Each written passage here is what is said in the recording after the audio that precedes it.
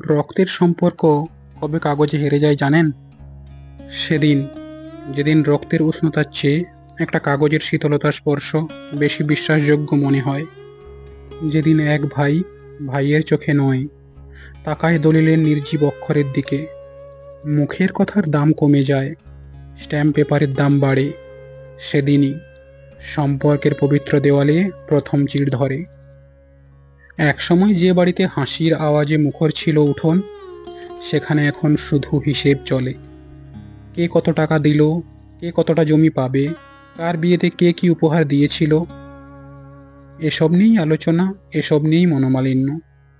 একটানা এই হিসেব নিকেশের ভিড়ে সম্পর্কগুলো শুকিয়ে যেতে থাকে, ভেঙে যেতে থাকে ভেতরের সেই অদৃশ্য বাঁধন। সবচেয়ে কষ্ট হয় তখন, যখন দেখতে হয় একসাথে বড় হওয়া ভাই বোন আজ কথা বলে না। একই উঠোনে খেলা, একসাথে পড়া, একসাথে বড় হওয়া, সব কিছু মুছে যায় কাগজের দাগে। যে দাদা, যিনি সবসময় বোনের জন্য ছায়া ছিলেন, আজ তাকান না পর্যন্ত বোনের ঘরের দিকে। যে বোন, যিনি একসময় দাদাকে নিয়ে গর্ব করতেন, আজ তাকে দেখলেই মুখ ফিরিয়ে নেন ঘৃণাতে। এই দূরত্বের শুরুটা বোঝা যায় না, কিন্তু ফাঁকটা ধীরে ধীরে এতটাই বড় হয়ে যায় যেখানে আর ফিরে যাওয়া সম্ভব নয়। ভালোবাসা, স্নেহ, বিশ্বাস সব কিছু বদলে যায় সন্দেহ, অভিযোগ আর নির্লিপ্ততায়। আর এই ভাঙন চূড়ান্ত রূপ পায় তখন, যখন মা বাবা আর থাকেন না। তাঁরাই ছিলেন সেই অদৃশ্য বন্ধন যার জন্য সবাই একটু হলেও একসাথে থাকতো। তারা চলে গেলে কেউ কাউকে আর ধরে রাখার চেষ্টা করে না। তখন সম্পর্কের জায়গায় জায়গা নেই স্বার্থ, মিথ্যে অর্থ। নিজেরটা বুঝে নেওয়ার তাড়নায় হারিয়ে যায় সমস্ত মায়া। সবচেয়ে নিঃসঙ্গ হয়ে পড়েন সেই মা, যিনি একসময় বলতেন, যার কষ্ট বেশি আমি তার কাছে আগে ছুটে যাই। আজ তিনি চুপ করে একটা ঘরের কোনায় বসে আছেন, কারণ তার ভাগে ঘর পড়েনি। তার তিল তিল করে গোছানো সংসারে যেন পড়ে গিয়েছে এক অদৃশ্য সরল রেখা। এই ভাগাভাগির খেলায় কেউ পায় ঘর, কেউ জমি, আর কেউ পায় ত্যায্য এই শব্দটা।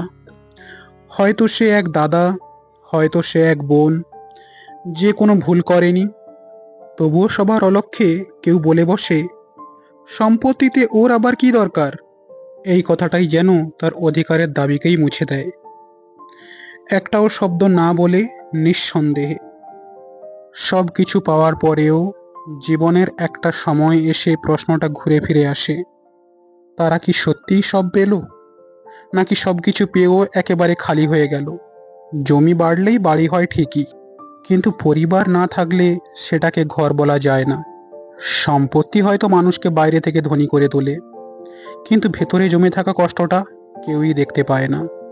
যা কোনো দলিলে লেখা থাকে না, জমে থাকে হৃদয়ের গভীরে। আর সেই নিঃশব্দ যন্ত্রণার কপাট পৃথিবীর কোনো চাবি আর খুলতে পারে না। তারা সবাই কিছু না কিছু পেয়েছে, জমি, ঘর, টাকা, দলিল, সবই ভাগ হয়ে গেছে এক এক করে। শুধু ভাগ হয়নি সেই পুরনো জানালাটা, যেটা দিয়ে ঝগড়ার মাঝেও দুই ভাই একসাথে আকাশ দেখত। ভাগ হয়নি সেই পুরনো কম্বলের গন্ধ, যেটার তলায় গুটিসুটি মেরে শুয়ে থাকতো সবাই শীতের রাতে। ভাগ হয়নি সেই বিকেলের রোদ, যে রোদে ভাই বোনেরা পাট পাট করে পিঠ দিত উঠোনে শুয়ে। ভাগ হয়নি সেই সন্ধ্যের আলো, যেখানে মা বলতেন, এই সবাই পড়তে বস এখনই। আজ তারা পারছে একে অপরকে দলিলের কলমে নিজেদের ছোট করতে, পারছে কোর্ট কাচারিতে নিজেদের অধিকারের লড়াই লড়তে, কিন্তু পারেনি ছোট করতে সেই ছোটবেলার ভালোবাসাকে, যেটা আজ আর নেই, চুপি চুপি হারিয়ে গেছে পুরনো কাগজের ভাঁজে ভাঁজে। তবু ভাবতে হয়, এই জয় কি সত্যিই কোনো জয়? জেতার পরেও যদি চোখে জল আসে, তাহলে তো মন অনেক আগেই হেরে বসে আছে। এত কিছু পেয়েও শেষে থেকে যায় শুধু একটা ফাঁকা বুক। মানুষটাই যদি পাশে না থাকে, তবে কিসের জমি, কিসের দলিল? যার জন্য রেখে যাচ্ছে সেই বা কি নিশ্চিতভাবে সেই মূল্য দেবে? আর যদি দেয়ও, কে বলতে পারে সেই হয়তো তাদের মতোই কোনোদিন সম্পর্কগুলো আবার টুকরো করে ফেলবে, ইতিহাসের পুনরাবৃত্তির মতো। জীবন তো আজ আছে, কাল নেই। এক্স-রে রিপোর্টের একটা মাত্র দাগেই পাল্টে যায় গোটা পৃথিবী। কিন্তু সম্পর্ক, সেগুলোই তো একমাত্র সম্পদ, যা কোটি টাকার জমি দিয়েও কেনা যায় না। সবাই কিছু না কিছু পেয়েই যায়। কারো দখলে আসে বড় ঘর, কারো নামে জমি রেজিস্ট্রি হয়, কারো ভাঁজে ভাঁজে থাকে কাগজের গন্ধ মাখা কিছু দলিল। আর কেউ কেউ থেকে যায় শুধু একটা পুরনো ছবির কোনায়, একটা মায়ের নিঃশব্দ দীর্ঘশ্বাসে, একটা বিকেলবেলার গল্পে, যেটা আর কেউ মনে রাখে না। তাদের নামে কিছু লেখা থাকে না, তাদের ভাগে কোনো ঘর পড়ে না, শুধু থেকে যায় নিঃশব্দে উচ্চারিত এক শব্দ, অপ্রয়োজনীয়। কিন্তু আসল ক্ষতিটা হয় কোথায়? না, জমি বা টাকায় নয়।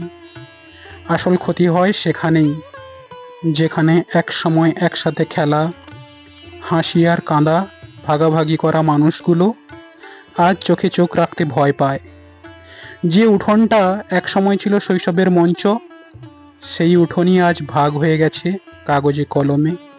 কিন্তু সেই উঠোনের সোনাঝরা বিকেলগুলো, তা তো আর কেউ ফেরত দিতে পারবে না।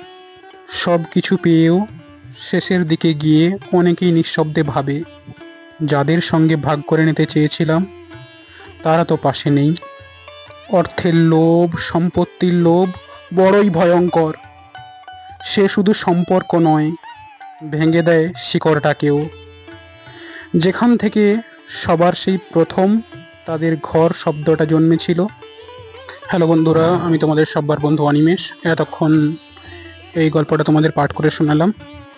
তো তোমাদের কেমন লাগলো অবশ্যই কমেন্টে জানাও। যদি ভালো লাগে থাকে প্লিজ লাইক, কমেন্ট, শেয়ার করো। আর যারা আমার নতুন বন্ধু আমার চ্যানেলে এসছো তাদেরকে বলবো প্লিজ চ্যানেলটা সাবস্ক্রাইব করে পাশে থাকা বেল আইকন প্রেস করে দাও, যাতে আমি নিত্য নতুন ভিডিও যখনই আপলোড করব তোমাদের কাছে তার নোটিফিকেশনটা ঝটপট পৌঁছে যায় আর তোমরা আমার ভিডিওটা তাড়াতাড়ি দেখতে পারো। আর যারা আমার পুরানো বন্ধু তাদেরকে অসংখ্য অসংখ্য ধন্যবাদ আমার পাশে থাকার জন্য, আমাকে সাপোর্ট করার জন্য। Thank you very much all of you. Please সবাই খুব ভালো থাকো, সুস্থ থাকো। আবার দেখা হচ্ছে নেক্সট ভিডিওতে। Till then, love you all, tata, bye by.